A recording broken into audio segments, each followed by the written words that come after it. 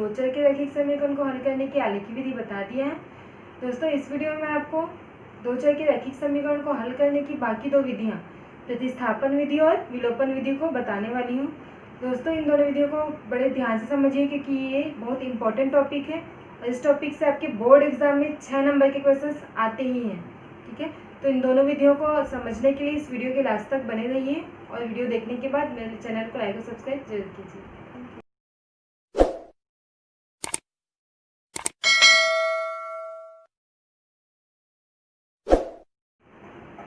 देखिए फ्रेंड्स, ये वही क्वेश्चन है जो मैंने आपको पिछले वीडियो में ग्राफिकल विधि मतलब आलेखी विधि से बनाया था इसी क्वेश्चन को। अब मैं इसी क्वेश्चन को आपको बना के दिखाऊंगी दूसरी विधि प्रतिस्थापन विधि या फिर रिप्लेसमेंट मेथड से। ठीक है, आप दो चर के रैखिक समीकरण को हल करने के लिए तीनों में से कोई भी विधि का उपयोग करते हैं तो आंसर आपका सेम आना चाहिए।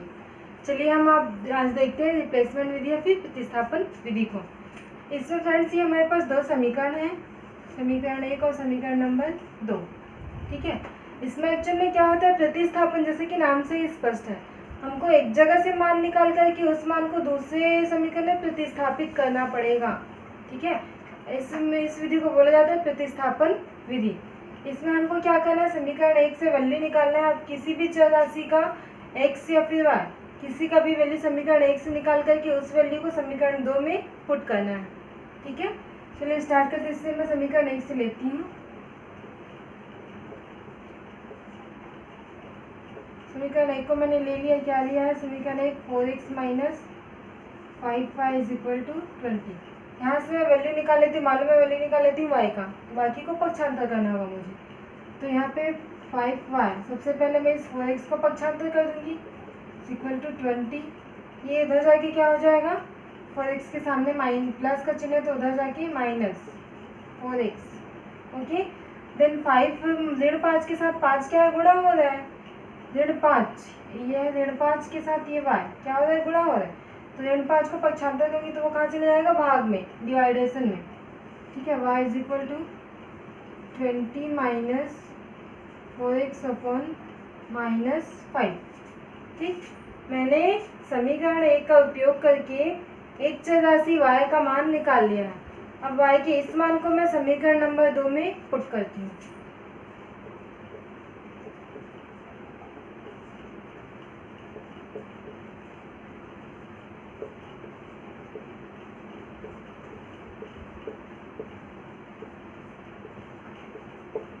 समीकरण 2 में मैं इसी y के मान को रख देती हूँ। क्या है समीकरण 2, 3x प्लस 5 के बाद क्या है y, लेकिन y की जगह मुझे क्या रखना पड़ेगा, ये पूरी value 20 minus 4x upon minus 5। ये देखो y की जगह जहाँ y था मैंने पूरी वैल्यू रख दी y की।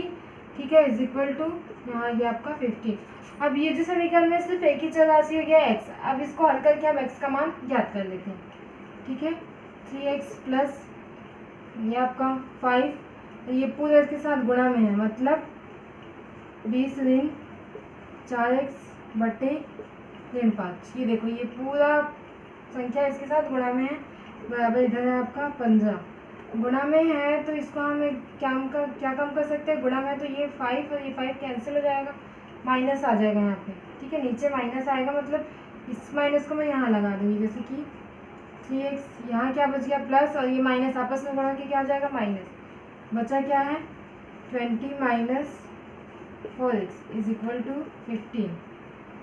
ठीक है, तो ये हो जाएगा आपका 3x माइनस 20 माइनस माइनस हो गया plus 4x is equal to 15। हमको x की वैल्यू फाइंड करनी है तो x वाले टर्म को इधर लेते, बाकी को पक्षांतर करना है। 3x और प्लस 4x कितना हो गया आपका, 7x minus 20 is equal to 15। Minus 20 को पक्षांतर कर दो तो ये हो जाएगा आपका 7x माइनस उधर जाके प्लस हो जाएगा 15 plus 20। Then 7x is equal to, इसको ऐड कर लगे तो आपका कितना आ जाएगा 35। Then x is equal to 35 divided by 7, मतलब कितना आ गया 35 डिवाइडेड बाई 7, कितना आ गया आंसर 5।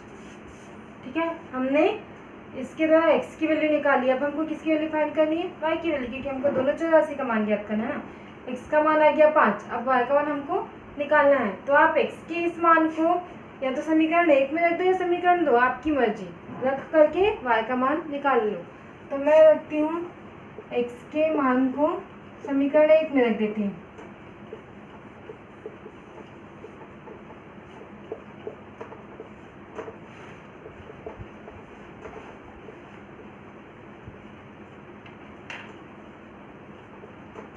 ठीक है, समीकरण x के मान को समीकरण 1 में रख लूँ। देन 4 x की जगह क्या रख दूंगी मैं? 5 minus 5y is equal to 20। ये हो गया 20 minus 5y is equal to 20। अब यहाँ पे हमको किसका मान ज्ञात करना है? y का मान। तो y वाले को एक साइड रखना, बाकी को पक्षांतर कर दो। Minus 5y is equal to 20, इधर 20 के सामने प्लस है तो उधर जाके माइनस हो जाएगा। ठीक है, minus 5y is equal to, ये दोनों हो जाएगा आपका 0। Then y is equal to 0 upon minus 5, ये क्या हो गया? 0। ठीक है, मतलब हमको x की वैल्यू कितनी मिल गई? 5, और y की वैल्यू कितनी मिल गई? 0। देखो हमने जब ग्राफिकल मेथड से भी हल किया था तब भी इस क्वेश्चन का आंसर को x की वैल्यू 5 और y की वैल्यू 0 मिली थी। इस प्रकार किस तीनों में से आप कोई सा भी मेथड यूज़ कर सकते हो, आंसर आपका सेम आएगा। ये आपका प्रतिस्थापन विधि क्लियर है। मतलब इसमें हमको करना क्या है? किसी भी एक समीकरण से एक चर का मान निकालना है, उसको दूसरे समीकरण में रख करके हल करके उसको एक चर का मान आ जाएगा। ठीक है, फिर इस मान को आप या तो 1 और 2, आपकी मर्जी, जिस भी समीकरण में रखना है रख सकते हैं, और जो बची चर राशि है उसका मान आप ज्ञात कर सकते हैं। चलिए दोस्तों, मैंने उसी क्वेश्चन को अभी आपको प्रतिस्थापन विधि से समझाया। अब सेम एग्जाम्पल को मैं आपको विलोपन विधि से समझाती हूँ। ठीक है, विलोपन विधि जैसे कि नाम से स्पष्ट है, विलोप। इसमें हमको किसी भी एक चर राशि का विलोप करना है।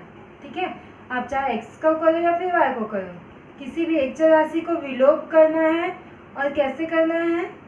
सबसे पहले घटेगा, मतलब दोनों को आपस में घटा करके हमको एक चर राशि का विलोप करना है। ठीक है, अब घटेगा तो विलोप होगा, मतलब टोटली वहाँ से हट जाना चाहिए।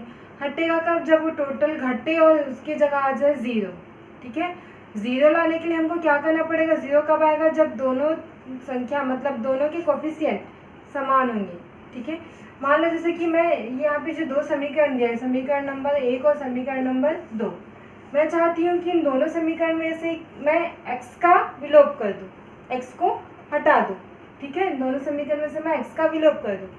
तो अगर मैं इस समीकरण 1 से समीकरण 2 को घटा देती हूँ, समीकरण 1 ऋण समीकरण 2 करती हूँ, तो यहाँ पे तो 4x है, ऋण 3x हो जाएगा। तो 4 ऋण 3, x तो बच गया, टोटल घटा क्या? नहीं।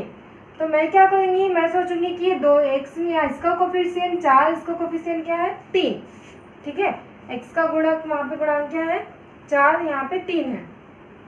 ठीक है ना, तो मैं चाहूँगी कि दोनों अगर बराबर आ जाए, दोनों क्या हो जाए? बराबर हो जाए। तो अगर मैं घटाऊंगी तो ये टोटली 0 हो जाएगा, कट जाएगा। अब मैं सोचती कि दोनों को मैं बराबर कैसे लेके आ जाऊँ। ठीक है, अगर मैं इस समीकरण में देखो 3 है यहाँ पे और 4, दोनों का हमको गुणा कर लो, कितना आ गया? 12 आया, 12, या फिर एलसीएम निकाला जाता है, लासा निकाल लिया जाता है। ठीक है, आप यहाँ पे गुणा भी कर सकते हो, लासा निकालना ज़्यादा बेटर होता है। यहाँ पे ये जो विधि होती है हमारे पास,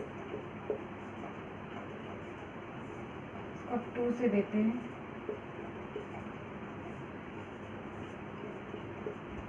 तो ये हो गया आपका 3 × 2 × 2, कितना आ गया? 12। ये ठीक है, मतलब हमको क्या करना है? दोनों के कोफिशिएंट को बनाना है 12, 4 को भी बनाना है क्या? 12, 3 को भी 12 बनाना है हमको। तो 4 में किस चीज़ का गुणा करूँ कि वो 12 हो जाए? 3 का। ठीक है, मतलब इस समीकरण 1 में किसका गुणा करूँगी मैं? 3 का। अब एक अकेले भी तो कर नहीं सकती, ये पूरा समीकरण है, मतलब पूरे समीकरण पे मुझे गुणा करना पड़ेगा, तभी तो हमारा समीकरण बराबर रहेगा। ठीक है, अब इसमें मैं क्या का गुणा करूँगी? मेरे पास 12 आ जाए 3 में, तो किसका गुणा करूँगी? 4 का गुणा करके देखो, 3 में 4 का गुणा करोगे तो 12 आ जाएगा। ठीक है, अब देखो ये मैंने किया क्या है? समीकरण 1 में गुणा किया है 3 का, ठीक है, और घटाऊंगी समीकरण 2 में गुणा करके 4 का। ये चीज़ मुझे करना है कि समीकरण 1 में 3 का गुणा करूंगी, समीकरण 2 में 4 का गुणा करूंगी, दोनों को आपस में घटा दूंगी, ठीक है। समीकरण 1 में चलो अब 3 का गुणा करते जाओ, इसमें 3 का गुणा कितना हो जाएगा 12x माइनस 5 में 3 का गुणा कितना हो गया 15y बराबर का बराबर 20 में 3 का गुणा कितना हो गया 60, ठीक है। समीकरण 1 में गुणा हो गया। अब समीकरण 2 में किसका गुणा करना है 4 का, करो चलो 3 में 4 का गुणा हो गया 12x, ठीक है, प्लस का प्लस 5 में 4 का गुणा 20y, फिर 15 में 4 का गुणा 60 हो गया। हमने दोनों में गुणा कर लिया। अब हमको दोनों को क्या करना है माइनस घटा देना। अब घटेगा तो नीचे का जो समीकरण होगा ऋण का चिन्ह लग गया, इसलिए नीचे का सबका समीकरण का चिन्ह क्या हो जाएगा चेंज हो जाएगा, होता है ना ऐसा 3x + 4y ऐसा लिखा है। अब इसमें से मैं माइनस करूँगी 3x - 7y, अगर सब घटा दी है ना, तो एक्चुअली में क्या होता है ये माइनस जब अंदर जाता है तो चिन्ह चेंज होता है, ये हो जाएगा आपका माइनस, ये क्या हो जाता है आपका प्लस होता है।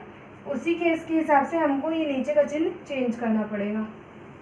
जब घटेगा चिन्ह लगा है मतलब ये क्या हो जाएगा ये माइनस हो जाएगा, ये जो प्लस है वो क्या हो जाएगा माइनस हो जाएगा, ये भी जो प्लस है वो क्या हो जाएगा माइनस हो जाएगा, ठीक है। मतलब अब क्या हो गया 12x ऋण 12x क्या आ गया कैंसिल हो गया, ठीक। उस टर्म को हमको नहीं लिखना, 0 आ गया ना, 12x ऋण 12x घट के 0 आ गया।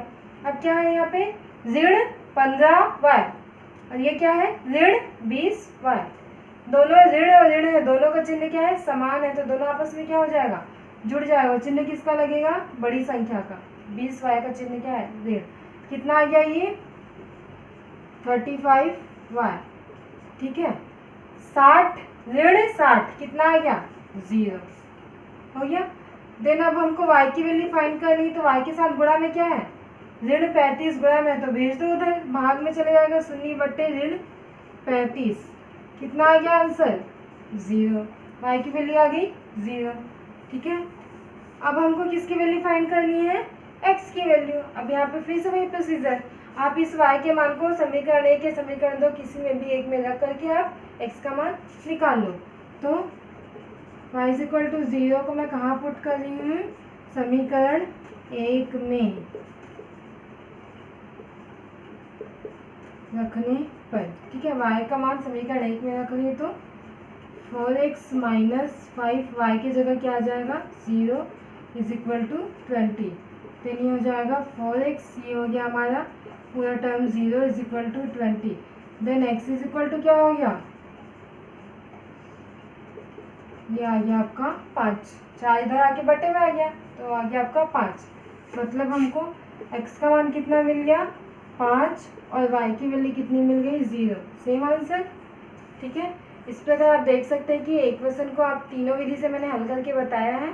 आप बुक्स के बाकी सारे क्वेश्चन आप इस विधि से आपने तीनों में से जो भी विधि अच्छी लगी आप उस विधि से बना सकते हैं। अगर या फिर एग्जाम में पर्टिकुलर नाम से पूछा गया है कि ग्राफी विधि से बनाओ या फिर विलोपन विधि से, तब आपको उसी मेथड से उस क्वेश्चन को बनाना पड़ेगा, ठीक है दोस्तों।